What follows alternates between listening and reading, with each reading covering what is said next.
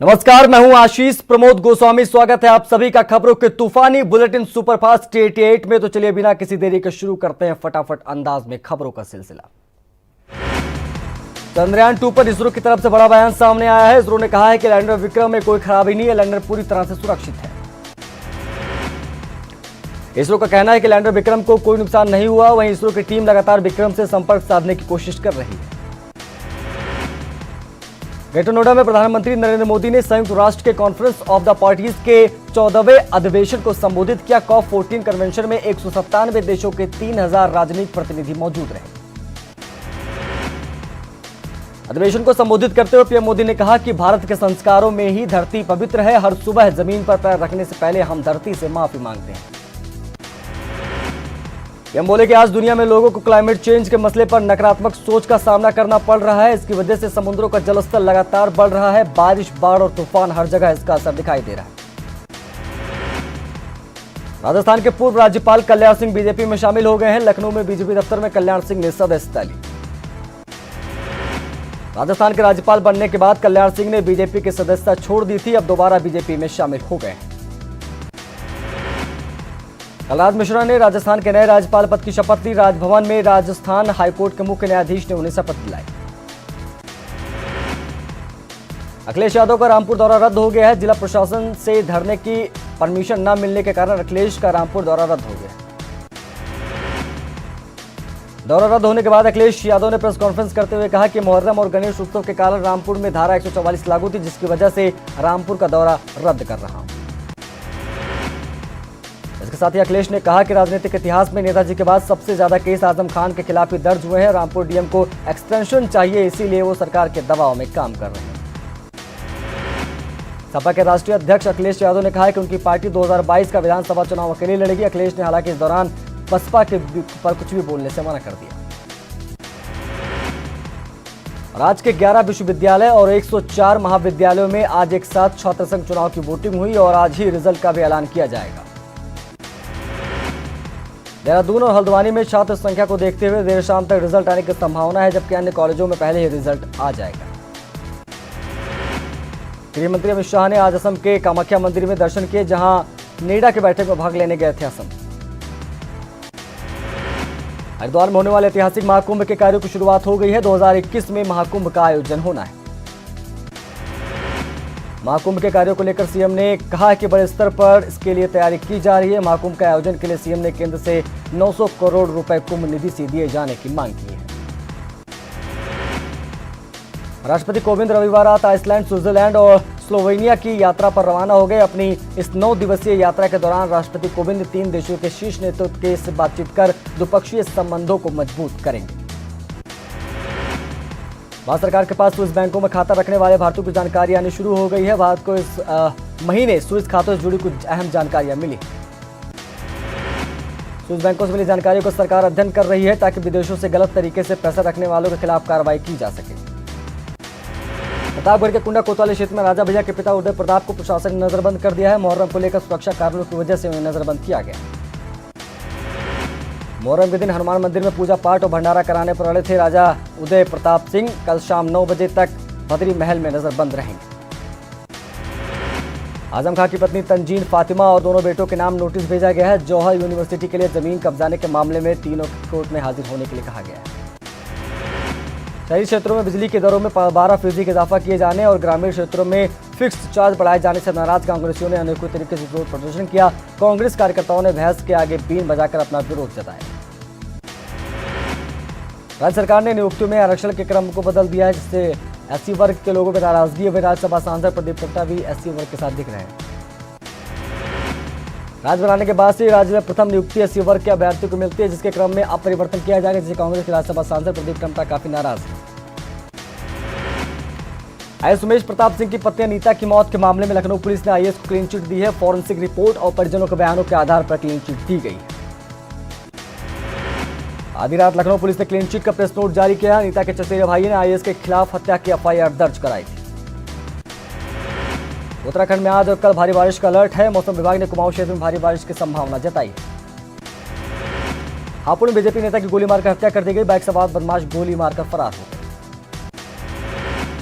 BJP नेता राकेश शर्मा घर से स्कूल जा रहे थे, उसी दौरान बदमाश गोली मारकर फरार हो गए। इलाज के दौरान उनकी मौत हो गई। धरौन थाना के गुलवाटी रोड का मामला है।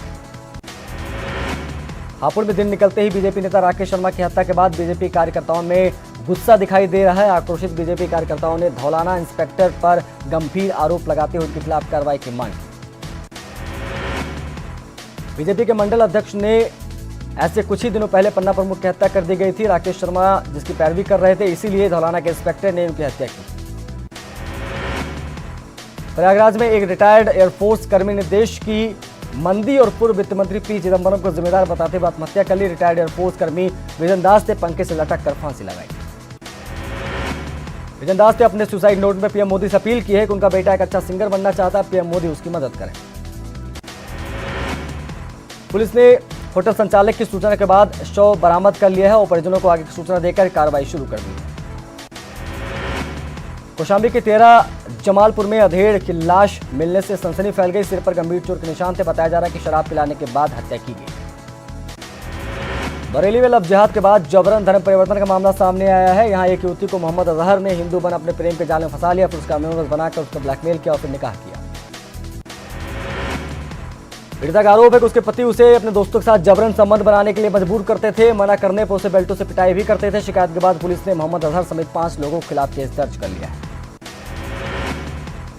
भदोही के औराई कोतवाली क्षेत्र में सेंट जॉन्स स्कूल के टॉयलेट में कक्षा 3 की छात्रा जली हुई हालत में मिलने से उसकी हड़कंप मच गया। गंभीर स्थिति में इलाज के लिए उसे वाराणसी रेफर किया गया। हालांकि स्कूल प्रशासन का दावा है कि छात्रा ने मिट्टी तेल डालकर खुद को आग लगाई। मामला औराई कोतवाली क्षेत्र में स्थित एक स्कूल का है। छात्रा कक्षा 3 में पढ़ने वाली बताई जा रही है। सूचना के बाद पुलिस मामले की तफ्तीश में जुटी है। अलीगढ़ में साले ने जीजा को जिंदा जला दिया। आग से जलकर जीजा के मौके पर मौत हो गई। कल दोनों के बीच विवाद हुआ था। इस मामले में जीजी और साली के बीच अवैध संबंधों का खबर अभी आ रही थी। मामला सासनी गेट थाना क्षेत्र के अंबेडकर नगर चौराहे का। पुलिस शव को पोस्टमार्टम के लिए भेजकर जांच शुरू कर चुकी है। अलीगढ़ में गणपति महोत्सव के दौरान 2 पक्षों में जमकर पथराव हो गया। महिला सहित 5 लोग गंभीर रूप से घायल हो गए। डीजे के तेज आवाज को लेकर विवाद हुआ था। मुजफ्फरनगर में मामूली बात को लेकर 2 गुटों में खूनी संघर्ष हो गया। दोनों गुटों में हुए पथराव में 6 लोग गंभीर रूप से जख्मी हुए। महाराजगंज जनपद मुख्यालय से नेशनल हाईवे 730 के निर्माण के दौरान कई मकानों को तोड़ा जा रहा है। ये मकान सभी अतिक्रमण की जद में आते हैं।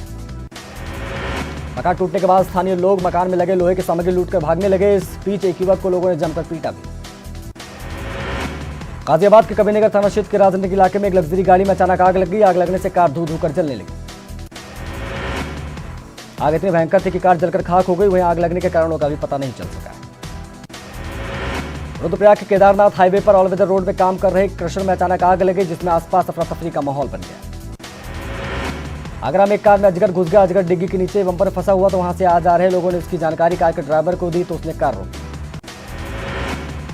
जानकारी के बाद वाइल्ड लाइफ की टीम मौके पर पहुंची। टीम ने कार से 5 फीट लंबे अजगर को बाहर निकाला। कानपुर में नशेबाज पुलिसकर्मी की तस्वीरें वायरल हुई हैं। कोतवाला के बड़ा बाजार इलाके के सिपाही ने कराई विभाग की फजीहत। राहगीरों की गंदी गालियां भी देता नजर आया पुलिसकर्मी।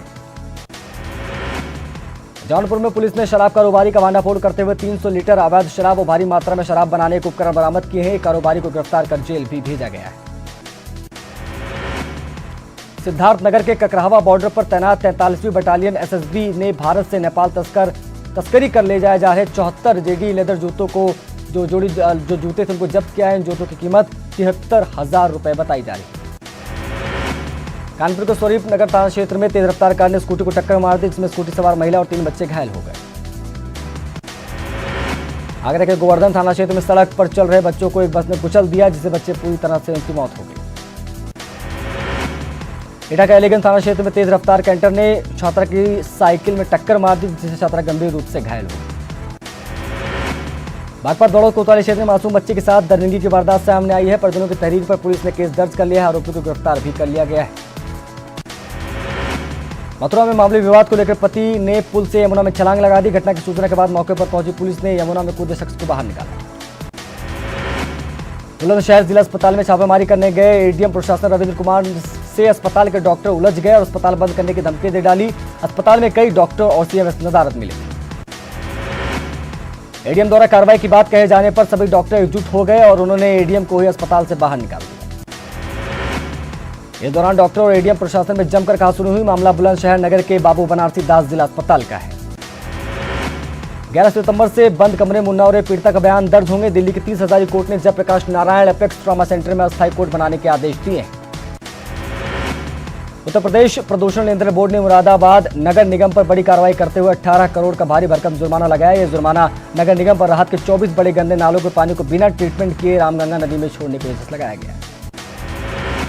इसके साथ ही प्रदूषण नियंत्रण बोर्ड ने नगर निगम के अधिकारियों पर कड़ी की नाराजगी व्यक्त करते हुए जल्द से जल्द शहर के सभी बाकी 18 नालों को दूषित जल उपसंचार संयंत्र से ट्रीटमेंट कर पानी को गिराए जाने के सख्त आदेश दिए। बलिया में सैकड़ों गरीब महिलाओं ने डीएम आवास पर धावा बोल दिया और गरीब बच्चों को फ्री में शिक्षा दिलाने की मांग की। डीएम ने प्राइवेट स्कूल में दाखिला नहीं मिलने वाले बच्चों को एडमिशन हर हाल में कराने का भरोसा दिलाया। आगरा मिनर रिंग रोड मामले में न्याय की मांग करते हुए किसानों ने कलेक्ट्रेट में प्रदर्शन किया। प्रदर्शन के दौरान 2 किसान बेहोश हो गए। सिटी मजिस्ट्रेट ने बेहोश किसानों को अस्पताल भिजवाया। नए मोटर व्हीकल एक्ट लागू होने के बाद आरटीओ ऑफिस पर ड्राइविंग लाइसेंस बनवाने वालों की भीड़ लग गई। लोग लंबी लंबी लाइनों में लगकर अपने लाइसेंस बनवाते नजर आए। आरटीओ बीडी मिश्रा का कहना है कि पहले की अपेक्षा अब 25% अधिक आवेदन रोज ऑनलाइन आ रहे हैं। इसके कारण ऑनलाइन जो डेटा मिलता है उसमें भी लंबी होती जा रही है कतार। आरटीओ ऑफिस में लाइन में खड़े लोगों का कहना है कि उन्हें लाइसेंस बनवाने के लिए दिक्कतें हो रही हैं। कानपुर और उन्नाव के बीच गंगा नदी पर बना 131 साल पुराना पूरी तरह से जर्जर हो चुका है। फिर भी लगातार उसके ऊपर से ट्रेनें गुजरने का सिलसिला जारी। मथुरा में अचनेरा मार्ग पर भैंसा गांव के पास मालगाड़ी डिरेल हो गई, जिसमें मथुरा अचनेरा मार्ग बाधित हो गया और भरतपुर जाने वाली गाड़ियां प्रभावित हुई। राज्य विश्वविद्यालय प्रयागराज में 600 करोड़ रुपए के घोटाले की जांच की मांग कर रहे विश्वविद्यालय के अध्यापकों ने प्रशासन के खिलाफ शव यात्रा निकाली। विकासनगर सामुदायिक स्वास्थ्य केंद्र सैया में अल्ट्रासाउंड की सुविधा न होने से अस्पताल से मरीजों को हायर सेंटर रेफर किया जा रहा है, जिससे गर्भवती महिलाओं को परेशानी हो रही है। सोनभद्र के जिला अस्पताल की बड़ी लापरवाही सामने आई है। थैलेसीमिया से पीड़ित 2 बच्चों को ब्लड का बैग हाथों में थमा दिया गया। डॉक्टरों द्वारा ड्रिप तक नहीं लगाई गई। मां को बच्चों की ड्रिप लगानी पड़ी। चंपावत के पर्वतीय इलाकों में बंदर के आतंक से आम आदमी और काश्तकार परेशान है। शिकायत के बाद भी विभागों के अधिकारी सूचना नहीं ले रहे। चमोली के गोविंद घाट में बादल फटने से कई दिन बीत चुके हैं, लेकिन यहां अब भी आने जाने के लिए व्यवस्था दुरुस्त नहीं हो पाई है। पिथौरागढ़ के मालपा में से आसमानी आफत की एक और तस्वीर सामने आई है। यह वीडियो 3 दिन पहले का है। यहां मानसरोवर यात्रा मार्ग में मालपा में बना लकड़ी का पुल बारिश की वजह से बह गया। ऋषिकेश में गंगा खतरे के निशान से सिर्फ 1 मीटर नीचे बह रही है। पहाड़ों में हो रही भारी बारिश से गंगा का जलस्तर बढ़ने लगा है, जिसका असर ऋषिकेश में दिखाई दे रहा है। हिमालय दिवस के मौके पर सीएम त्रिवेंद्र सिंह रावत ने हिमालय यूनिवर्सिटी मिशन यूसक और विज्ञान भारती द्वारा संयुक्त रूप से आयोजित कार्यक्रम को संबोधित किया। उन्होंने कहा कि मुख्यमंत्री त्रिवेंद्र सिंह रावत ने कहा है कि पर्यावरण संरक्षण उत्तराखंड वासियों के स्वभाव में है। इस मौके पर पद्मश्री अनिल जोशी ने कहा कि पर्यावरण बचाना हम सबकी जिम्मेदारी है। अनिल जोशी ने कहा कि हिमालय बचेगा तो भविष्य बचेगा। देहरादून के इंडियन इंस्टीट्यूट ऑफ पेट्रोलियम यानी आईआईपी के वैज्ञानिकों ने उन उपभोक्ताओं के लिए एक खास किस्म का चूल्हा तैयार किया जिनके घर में पाइप के जरिए यानी पीएनजी गैस आती है। आईआईपी की टीम ने पीएनजी के लिए अलग से बर्नर तैयार किया है जो 25% तक गैस बचाएगा और सुरक्षित भी होगा। इस चूल्हे को बाजार में उतरने के लिए 30 कंपनियों से टाई अप किया है। नैनीताल में नंदा देवी मेले में लोगों की भीड़ उमड़ी है। मेले में खरीदारी के लिए काफी संख्या में लोग पहुंच रहे हैं। कल तक लगने वाले इस मेले से ग्रामीण और स्थानीय लोग जरूरी सामान खरीद रहे हैं। मेले के दौरान सबसे ज्यादा भीड़ चूड़े की दुकानों और रसोई के सामानों पर नजर आई। 16 साल के प्रियव्रत ने इतिहास रचते हुए तेनाली परीक्षा, जिसे महापरीक्षा भी कहा जाता है, उसके 14 स्तरों की सबसे कम समय में पास करने की सफलता हासिल की है। पीएम मोदी ने बधाई देते हुए कहा है कि उनकी उपलब्धि कई लोगों के लिए प्रेरणा स्रोत का काम करेगी।